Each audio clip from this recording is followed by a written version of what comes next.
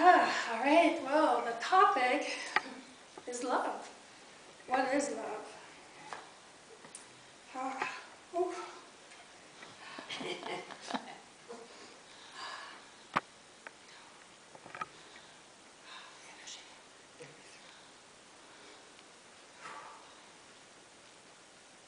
We are open up. So, there are many definitions of love and variations of it. And for the most part, they all address descriptive words, ways of being, things to do, being in a relation, what it looks like, what it means. And so, for example, love is defined as great interest and pleasure in something.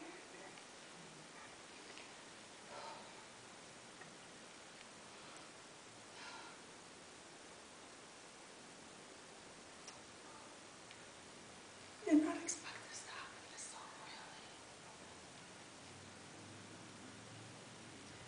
so really. So someone or something you like or enjoy very much. A strong feeling of affection and concern toward another person. Is that arising from kinship or close friendship? So I'm going to start with, what I call these are tangible forms of love. They are like something that you can see, you can hear, you can touch, you can experience or do. As a result of these things, we experience certain sensations and emotions.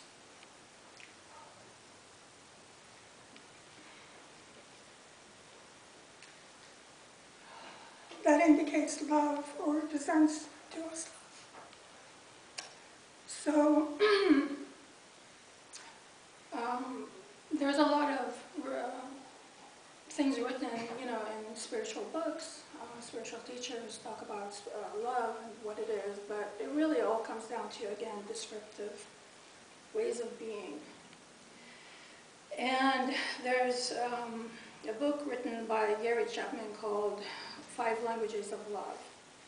And this is more, I would say, the practical, more tangible form of love that he talks about. So as I read each one, I invite you to reflect on which one you may relate to the most.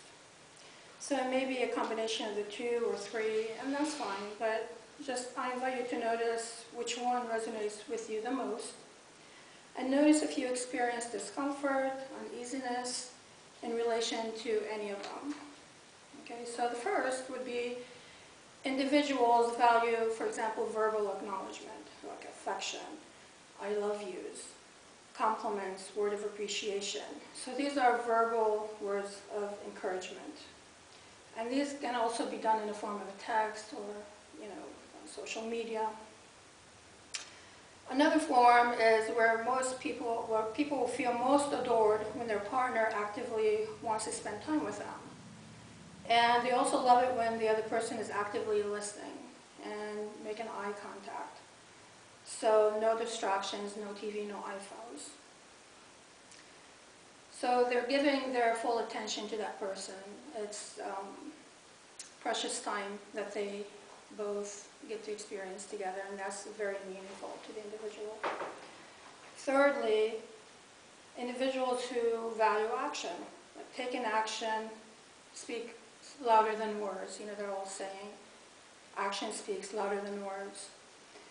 So when, for example, a partner goes out of their way to get them coffee or make coffee for them in the morning, for example, or you go out of your way to, drop by a friend's house and just say, hey, I'm thinking of you, or something like that. So the fourth one would be individuals who feel love when people give them gifts. So it's more of a symbolic gesture, the visual aspect of it, and it's not so much about the monetary value of it, but it's the process that goes into thinking about the gift and how it would resonate with that individual and what that would mean to the individual. And that's what means a lot to the person receiving that gift. And that's for them a symbol of love. And lastly, the fifth one is people who feel loved when they receive physical signs of affection, like holding hands, hugging, kissing. And it creates it can be an affirming, and it serves a powerful emotional connector for people with this love language. So it's a form of connection, and it brings up feelings of warmth and safety and security. So reflect on your friendships, for example, as well as your family members and partners. How do these expressions of love show up for you?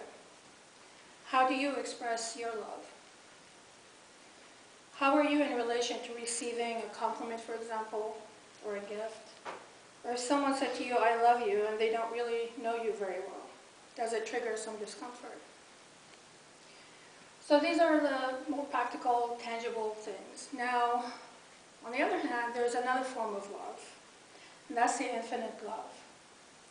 So those of us who are here, for the most part, know that Source, God, infinite intelligence is not a physical being that exists somewhere out there in the ethers. God, Source, or infinite intelligence is not an object or a thing. It is also said that God is omnipresent, everywhere and everything. So if God is everywhere and everything, does it not make sense that God is also in each one of us? In other words, being that God is in everything and we are part of that everything, then God is within us.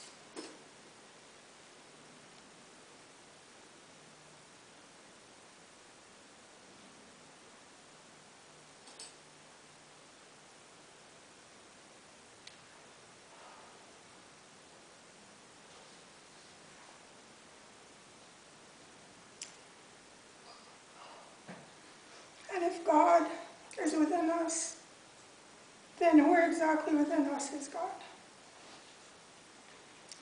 So I'm going to use an analogy that helped me make more sense of it and have it be less abstract. Think about your parents. They passed on to you their genes. Those genes consisted of the genes of their parents, and those genes consisted of their parents' genes as well, and so on. So who are you? Are you your parents, grandparents, great-grandparents? There are aspects of them within you, and yet you are your own person.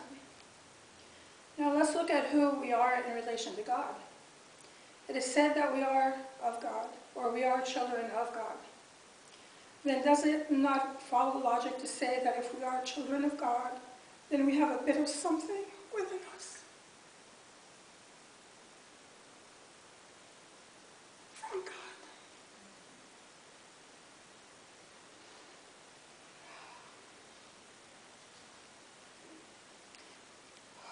We can logically say that there is a spark or an aspect of God within us.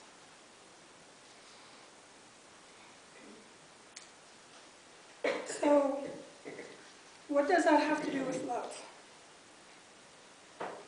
Well, when you were growing up and you misbehaved or made a mistake, did your parents stop loving you? The same holds true for God. Being that we are children of God, then would it not make sense that God would love us regardless of our perceived mistakes and transgression? When you did not get what you wanted growing up, got upset or disappointed with your parents, did you stop loving your parents? No. On the other hand, how often have we gotten mad at God and consequently questioned God's love for us? Some even stop believing in God altogether. We perceive God's love, the ultimate form of love, as something that is out there somewhere that we need to strive for and get somehow. And no matter what we do or how much we strive to experience that love, it is never quite it. There seems to be something missing, almost elusive. Sometimes we get glimpses of it, for example, when we're out in nature. When we go home, though, that feeling generated while in nature becomes a memory.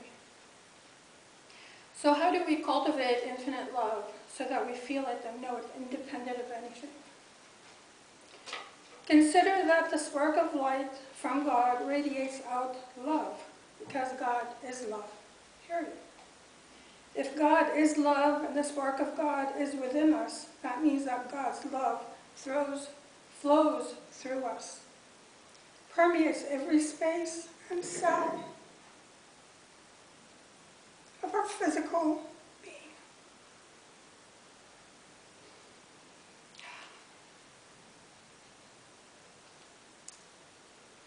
The love of God resides in every space and cell of our being.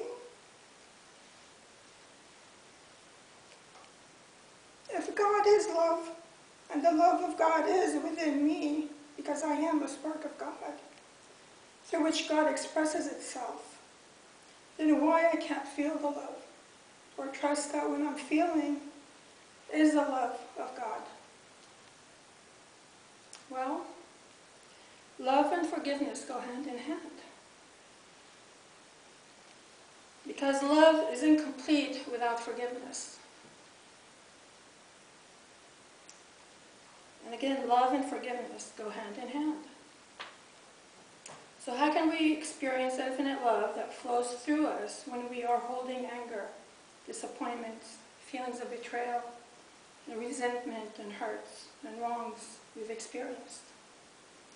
This is emotional clutter through which our experience of infinite love is filtered through, and in some cases blocked. So how could we be receptive to God's love or even recognize it? So when we hold onto this emotional clutter, it keeps us out of alignment with the flow of infinite love and our highest good. So I invite you to reflect on what emotional clutter you have been holding onto towards people, situations, including yourself and God. Then do a forgiveness practice. And there are many different types of forgiveness practices. And one that's probably well known is the Ho'oponopono. And it's a Hawaiian kahuna practice of reconciliation and forgiveness. And it consists of 4 sentences. It's, I'm sorry, please forgive me, thank you, I love you.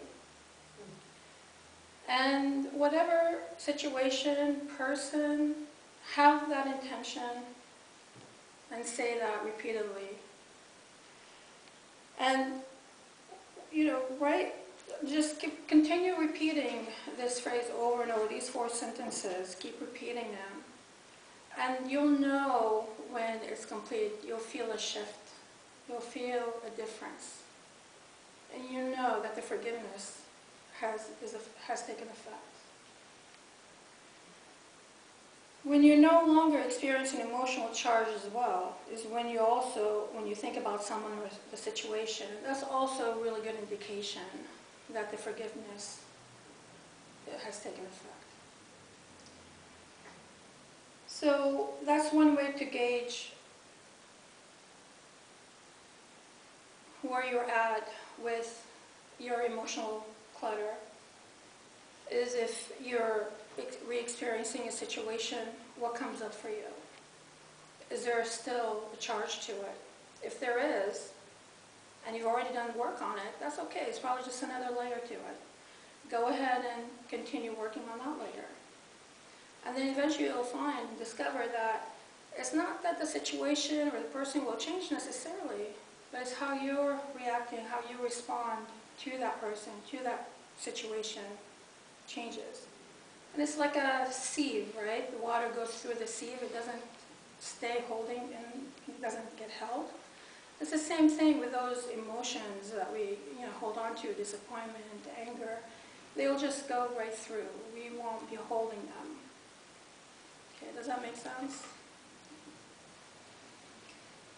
Okay, and in addition to this practice, you may want to also include ancestrals, the ancestors. That would be really good to include the ancestors in our forgiveness practices. And as you release more and more of the hurts and the wrongs, the more you become open and receptive to experiencing the love of others as well as infinite love that is always present. Because infinite love is constant and does not go away. Only our perception of it changes based on our emotional clutter. So you see, when we are holding all of these emotions, what happens to our heart? A wall is created. And so that wall is what everything is filtered through, including the love of the divine and experiencing it, being able to experience it. And in doing these practices, we break down those walls. Okay? Or at least allow them to be a little bit more permeable so that some of the energy and the love can get through. And then we get a glimpse of it again. And the more we do it, the more glimpses we get. And then the more we want that. And we strive to experience that and look for ways to experience that again, have it be part of who we are, part of our life. That is, again, independent of anything external to us. So, let's see.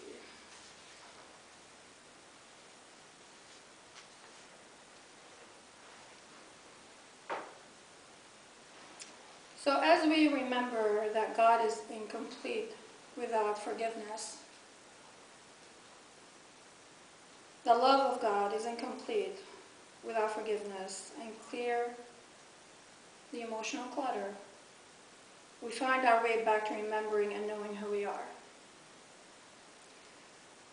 Divine beings with a spark of God that resides within us, and through that we are an expression of God, which is love.